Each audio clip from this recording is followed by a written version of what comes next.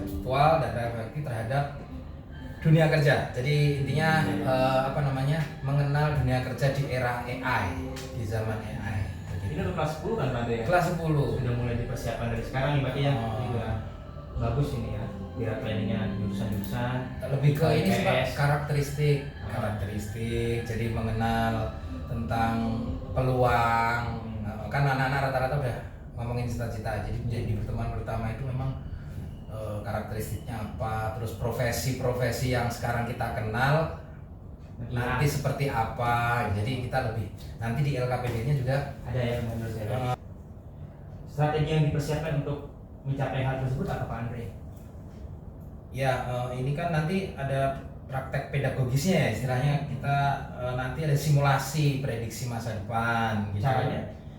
Caranya anak-anak di LKPD ini saya mempersiapkan pertanyaan wawancara kepada AI. Ya, ini apa yang digunakan nanti? Di sini saya sudah langsung cantumkan Pak.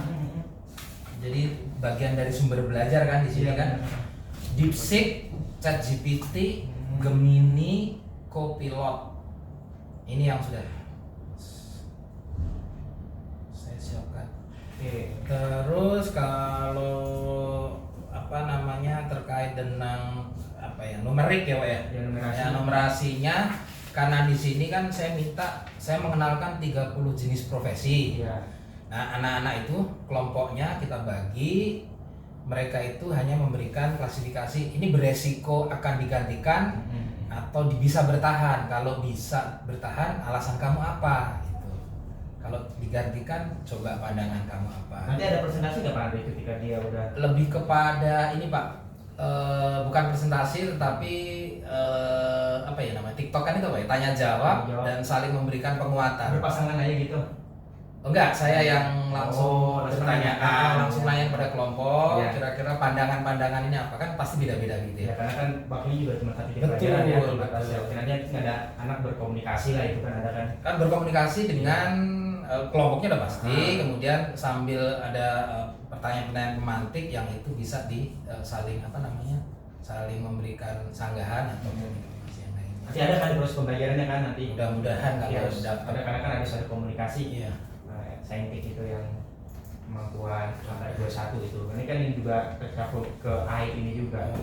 Oke, Pak Andre, terima kasih ini sudah siap ya. Sudah siap untuk dilaksanakan supervisi. Ya, yang belakang kelompoknya sudah belum? Sudah ya. Baik. Seperti yang sudah kita bahas di pertemuan pertama, pertemuan kedua tentang AI atau justru bisa bertahan. Nah, sebelum itu Bapak punya ini datanya ya, data analisis dari Nah, ini anak-anak peluang tumbuhnya di masa yang akan datang itu 85%. Nah, ini resiko tergantikan AI-nya apa? Programmer.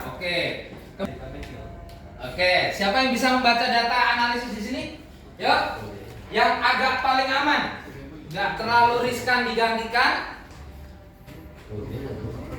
Ya, silakan Alvin. Konten kreator. Karena kalau misalkan penggunaan AI itu agak kurang hidup Pak. Jadi masih harus ada manusianya. Sekarang, silakan selesaikan.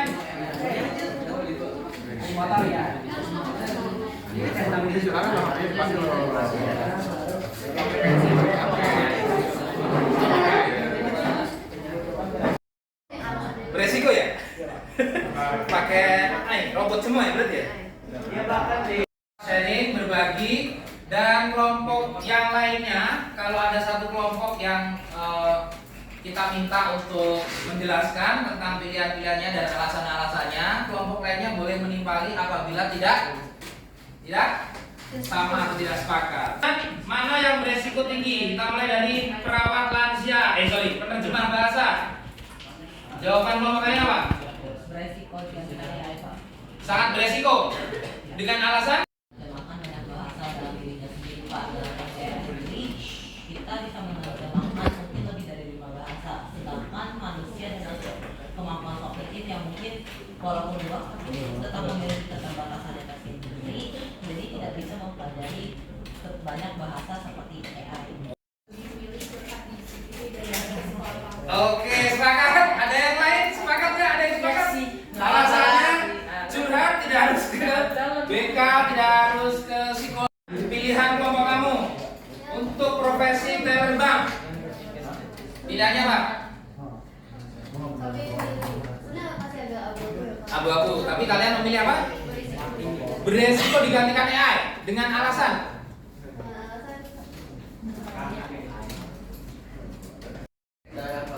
Tapi untuk segala macam pengambilan keputusan tingkat akademis itu kan tentu oleh bapak itu sendiri pak. Sebenarnya AI itu tidak memiliki tidak memiliki empati dan juga simpati dalam melakukan tindakan seperti ini pak. Yang memiliki hak ciptanya kan? Iya. Jawaban AI-nya apa? Jika karya dibuat sepenuhnya oleh AI tanpa kreativitas manusia, maka karya tersebut tidak memiliki hak cipta atau statusnya masih diperdebatkan.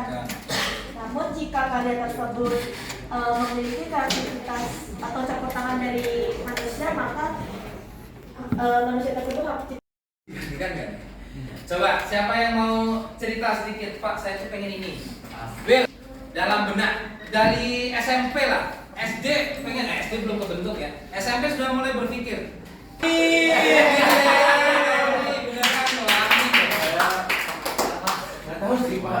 Belum tahu, tapi pengennya jadi apa? Cita-citanya pengen apa? Bukan pengangguran.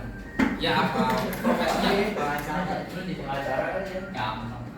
pengacara, pengangguran banyak acara, gimana? Oke.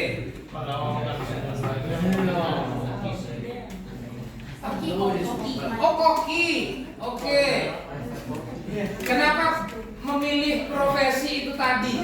Apa di dalam pikiran kamu? Kenapa? FOMO aja? Kalau buat kopi saya bisa masak. Bisa masak. Kalau yang tadi apa tadi? Programmer atau gamer? Dan YouTuber? Yang itu tergantung. Sekarang pertanyaannya yang simpel buat kita semuanya. Apa yang sudah kita siapkan? Apa yang sudah kita rencanakan dari sekarang? Nah, paling simpel. Nah, Bapak ngomongin lagi, aku pengen kuliah di sini. Profesi atau cita-cita yang ingin aku capai itu ini. Bukan masalah cita-cita saja. Kira-kira nanti jenis pekerjaannya bisa digusur sama AI enggak? Itu dipikirin tuh. Yang memberikan kesimpulan dari pertemuan kita kali ini. Pertemuan kali ini saya jadi tahu bahwasanya meskipun AI memiliki kemampuan yang cukup berkembang dan cukup fluktuatif karena dirancang oleh manusia berdasarkan data dan data itu. Bapak sudah memberikan apresiasi yang luar biasa buat kalian. Kelompoknya sudah gercep semuanya. Masing-masing dari kalian sudah oke meski di era AI.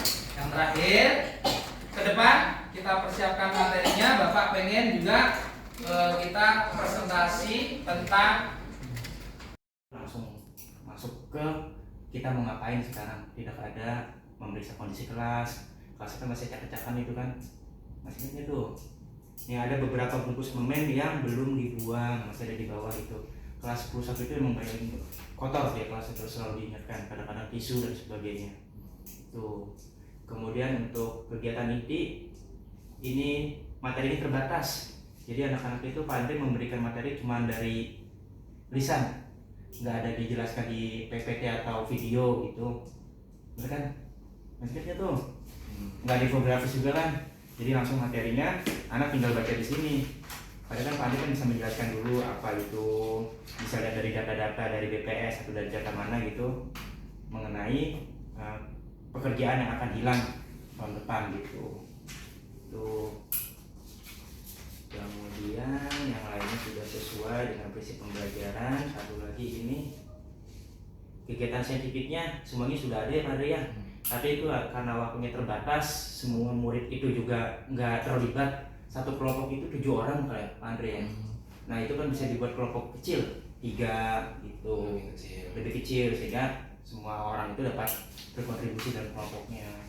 Ketika nanti dia mengkomunikasikan, dipilih aja acak pakai pakai aplikasi gitu diacak siapa yang ngomong, jadi nggak semuanya harus ngomong, sampel aja.